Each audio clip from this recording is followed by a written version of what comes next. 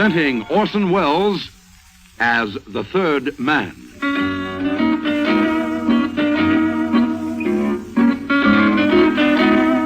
The lives of Harry Lime. The fabulous stories of the immortal character, originally created in the motion picture The Third Man, with zither music by Anton Karas.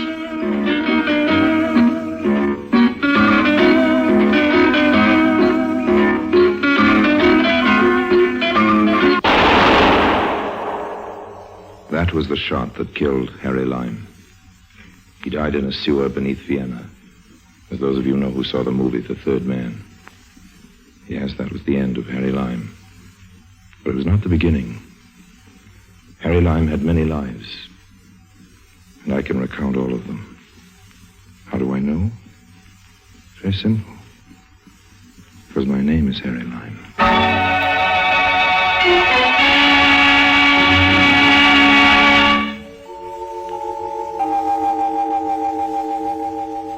I was down on my luck, way down, scraping the bottom.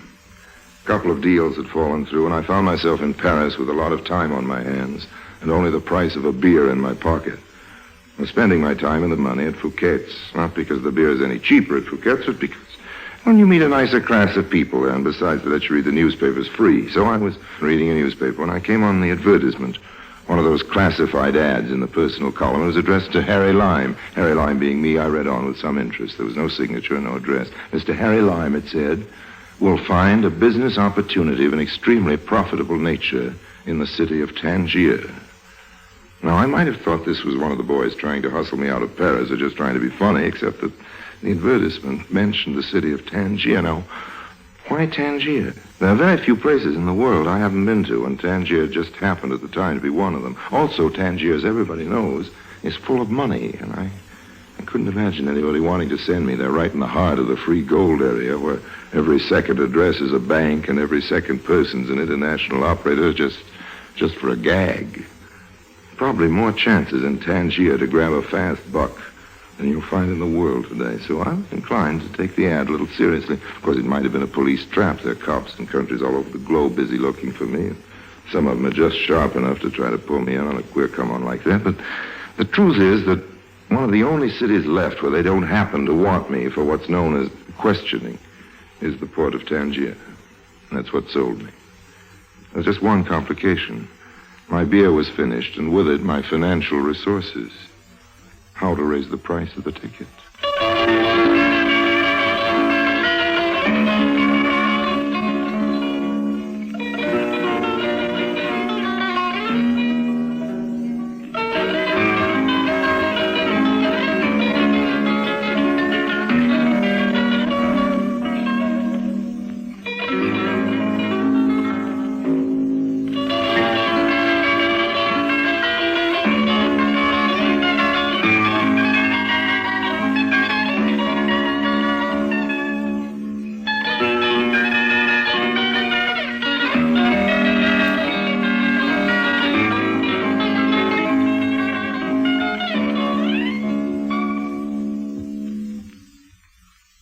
And now, Orson Welles as Harry Lime, the third man, in today's story, Ticket to Tangier.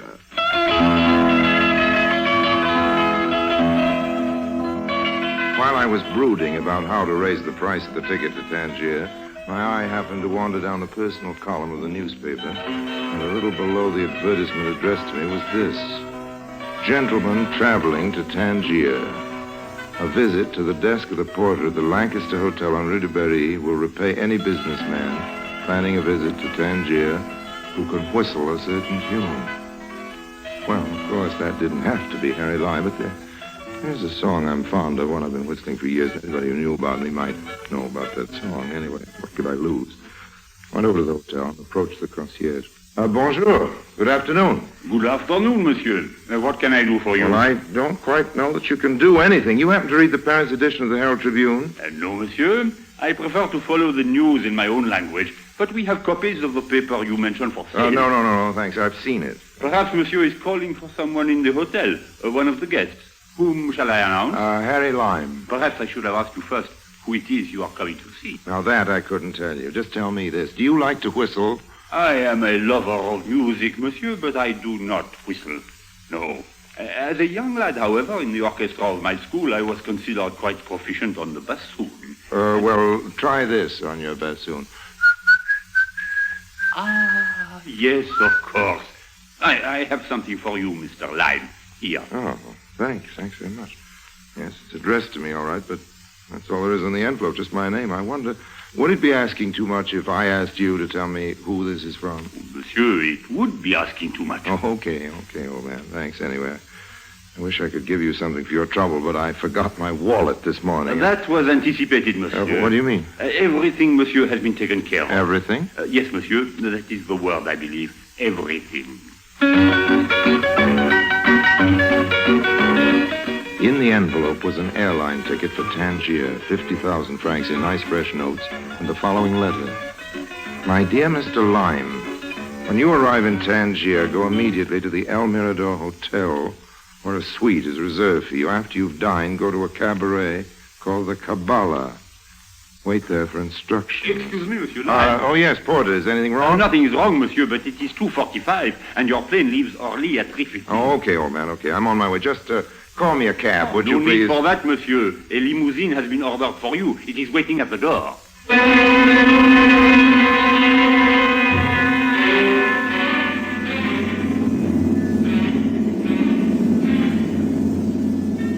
It was a very pleasant trip with a very attractive hostess on board. Are you quite comfortable, Mr. Lyon? Oh, yes, I'm fine, thanks. Isn't there anything you like? Well, I'd like to know what you're doing tonight after we land. I mean, wouldn't you like some more coffee or maybe a pillow? I know what you mean, and you know what I meant. Tangier is a very interesting city. First there's the Arabs and the Kasbah and all that, and then there's the modern European city. It's an international port, of course, with 14 different countries in control, but of course you know that. Yes, I've heard tell. I guess you're making fun of me. You're a businessman. You've probably been to Tangier many times. Well, let me take that up point by point. I'm not a businessman. I've never been to Tangier, and I wouldn't dream of making fun of you. Just answer me one question. I go back on a return flight at 6 in the morning, Mr. Lyon, and I'm sleeping. You haven't answered the question. Besides, my name isn't Mr. Lyon. Oh, that's what it says on the manifest. My name is Harry. Have you ever been to a nightclub in Tangier called the Kabbalah? Oh, yes, I have. You have what? Yes, I have, Harry. It's a nice nightclub? It's the best in town. That's good. Glad you like it. I've reserved a table for us, okay? Fasten your safety belt. We're coming in.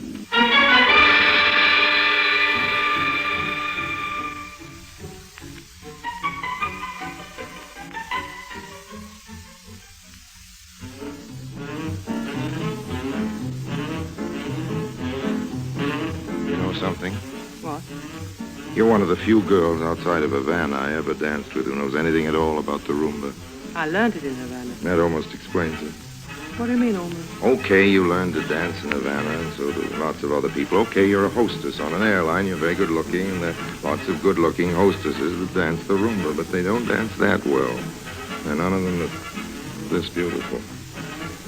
No, I don't know what I mean by almost, but really, you know, you're almost too good to be true. No, I'm not so good. That's good. You don't even know my name. Yes, I do. I have a sign on the door of the cockpit, the plane that says Captain T.R. Stevenson, co-pilot J. O'Brady, air hostess P. Smith. So that's your name, isn't it? P. Smith. May I call you P? P is for Patsy. Okay, we'll settle for that. Shall we sit down? That champagne ought to be cold enough by now. It's awfully close in here. Why don't we forget the champagne and take a walk outside? Oh, wonderful. I'll just pay the check. Don't bother. It's been taken care of. What do you mean? The check has been paid.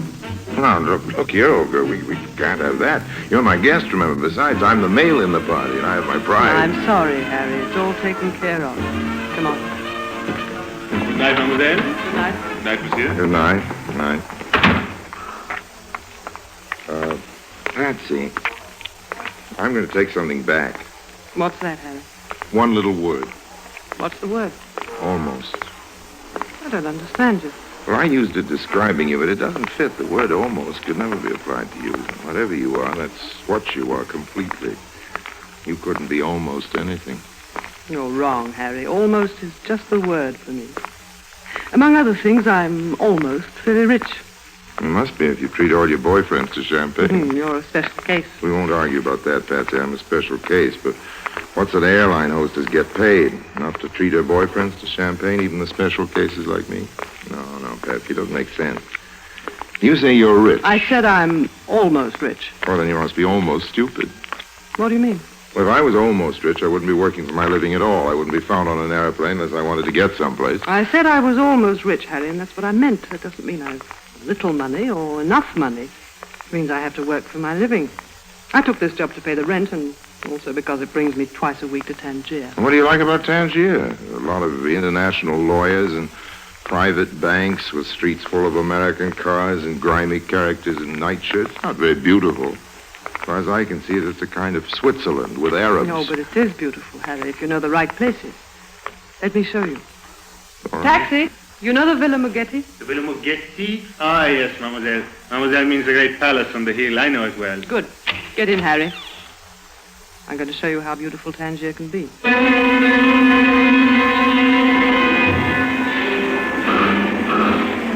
The cab twisted and turned its tortuous way through the native quarter, and then pretty soon we were out in the country.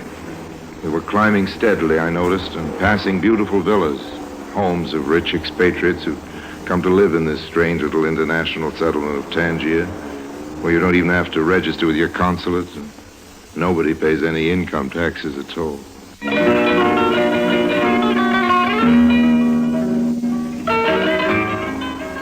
I think I neglected to mention that Patsy was beautiful. And if I did, believe me, I was understating the situation. She had gray eyes and that clear, powdery gold hair that makes you think of the ashes of angels' wings. I've known an awful lot of girls, but none of them I've ever laid eyes on would have given Patsy a worried moment. There may be better-looking airplane hostesses, but if there are, they're working for airlines on another planet. As we climbed up the moon-bright hills over Tangier, I forgot completely the strange business which had brought me there, the advertisement in the paper, the airline ticket, and all the rest of it.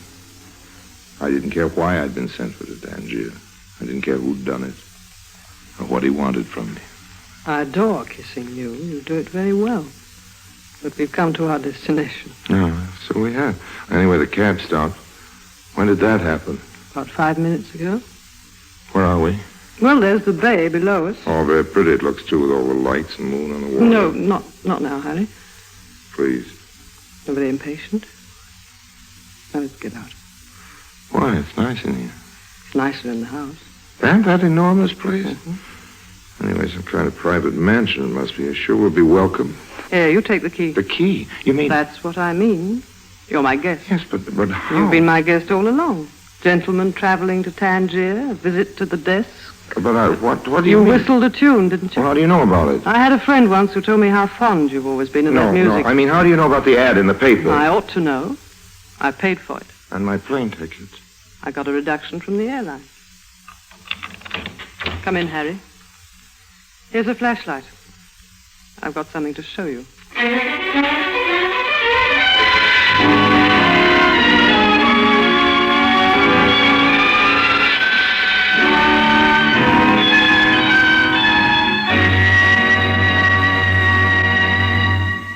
Orson Welles returns in just a moment as the third man.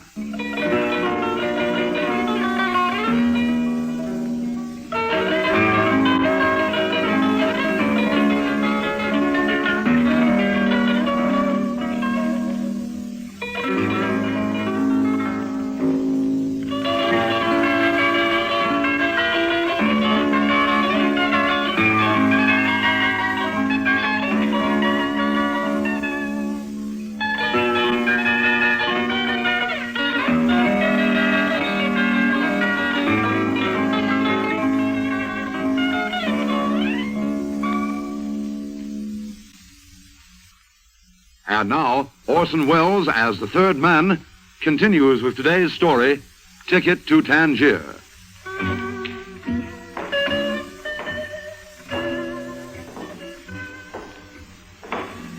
I followed Patsy into the house. It was a huge place, full of heavy chandeliers and pompous furniture, most of which were pretty spooky looking because they were covered with dust cloths. Obviously, the place hadn't been lived in for many months, but who was it who had lived here? Who was it that built this unlikely palace on a hill overlooking the harbor of Tangier? Above all, why had I been brought here? Just who was P. Smith, air hostess, and what did she expect me to do about it? We made a tour of several chambers before I even started to get any answers. This way, Harry. Oh. Where are we now? This used to be a ballroom. Close the curtains, then we'll turn on the lights. Okay. You sure they're tight shut all round? We don't want the police to come and start asking questions. You can say that again, honey. What have the cops got to do with you?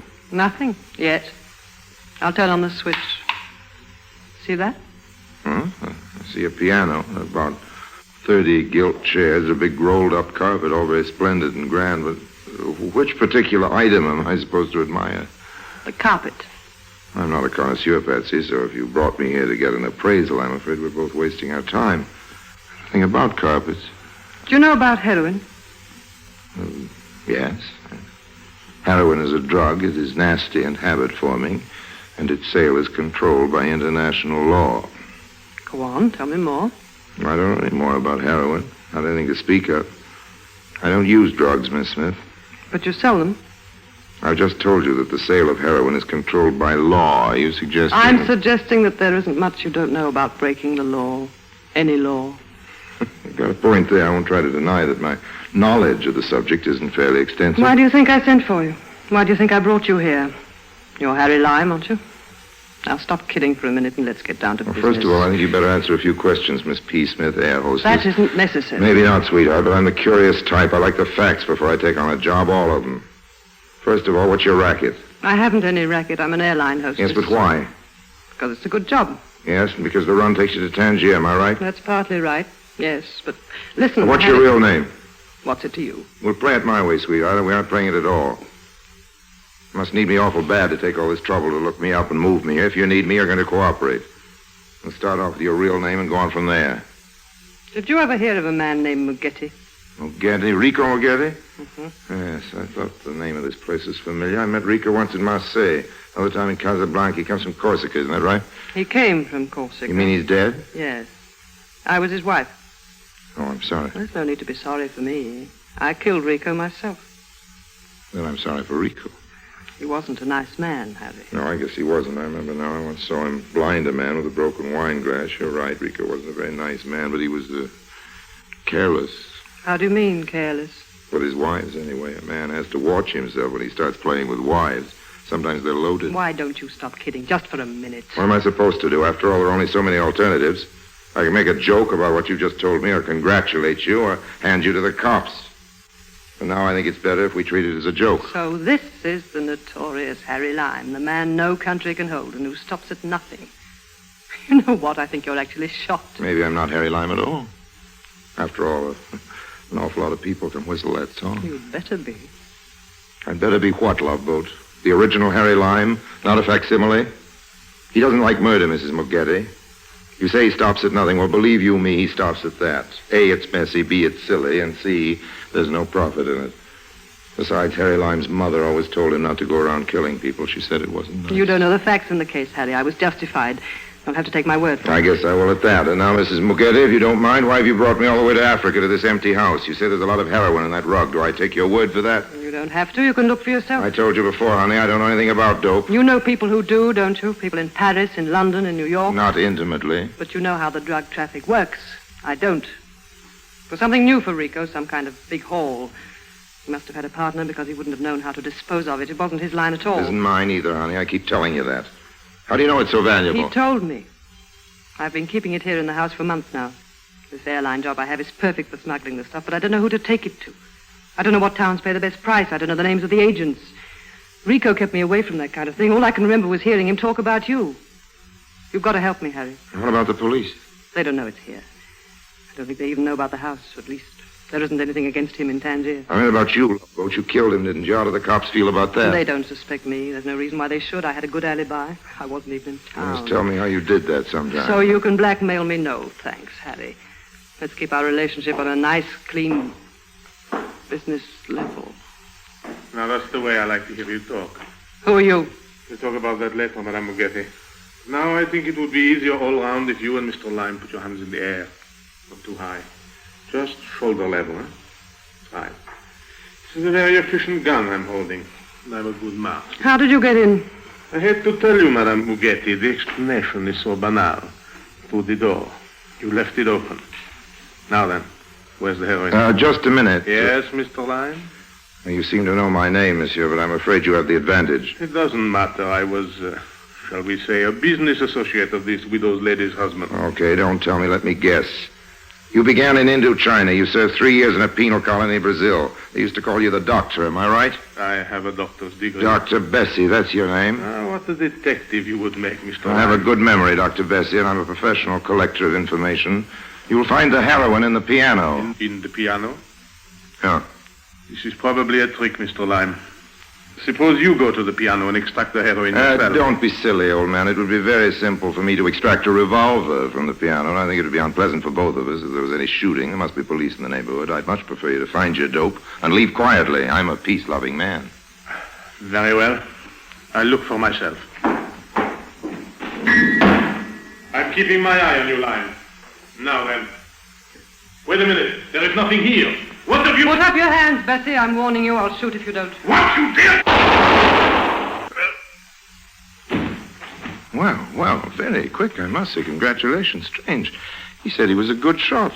Must have been boasting. He should have kept his eyes on both of us, and nobody could do that. Is he dead? I wouldn't know, Mrs. Mugetti. I haven't asked him. He looks that way. Have you any plans? Yes, we better get out of here. Now, isn't that funny? That's just what I was going to suggest. Take the heroin. You can carry it just as it is in the rug. No, thanks. I have a bad back, and I hate to stoop over. Why don't we just leave it where it is? Let the cops find it and give up $100,000 worth of dough, you crazy? Not crazy enough to argue with you as long as you're holding that gun, Patsy, but...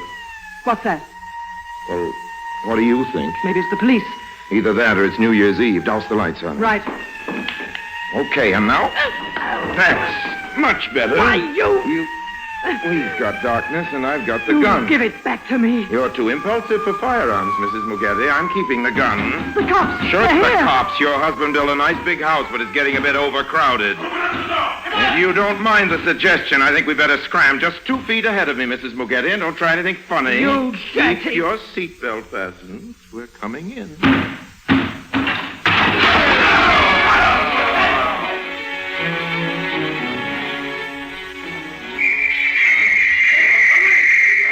We made our way out through the garden. The cops were all over the place, and after a while it was clear that our only hope was in separating. Patsy, you go through the shrubbery. Keep straight on down the field till you get to town. You can, mister. Just keep going down the road. What about you? I'll make out all right. Yes, but what about the heroin? Heroin? There isn't any heroin in this story, Mrs. Mugetti. Just a hero. That's a joke, honey. You can laugh at it later when you catch your plane to Dakar.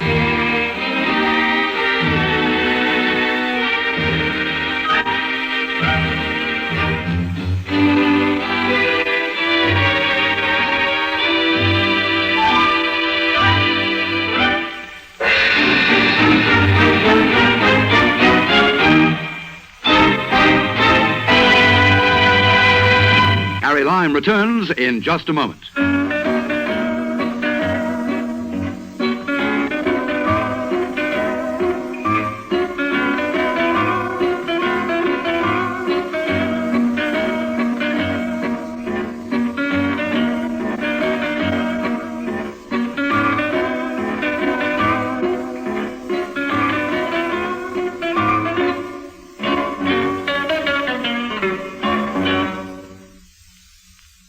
And now, Harry Lime. Of course, they got her. They took her off the plane on the return round to Paris. Somebody tipped off the police about that murder.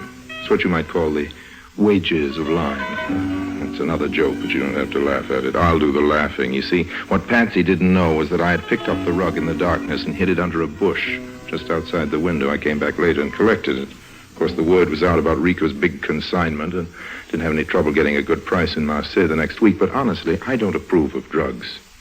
That's why I threw the original stuff into the Bay of Tangier and delivered to the gangsters 7 nicely wrapped packages of confectioner's sugar. They tell me you can get the habit for sugar, too, but my conscience is clear, all except for one thing, that little prayer rug it was wrapped in. I know it didn't belong to me, but it looks very nice here in front of the tea table, don't you think so?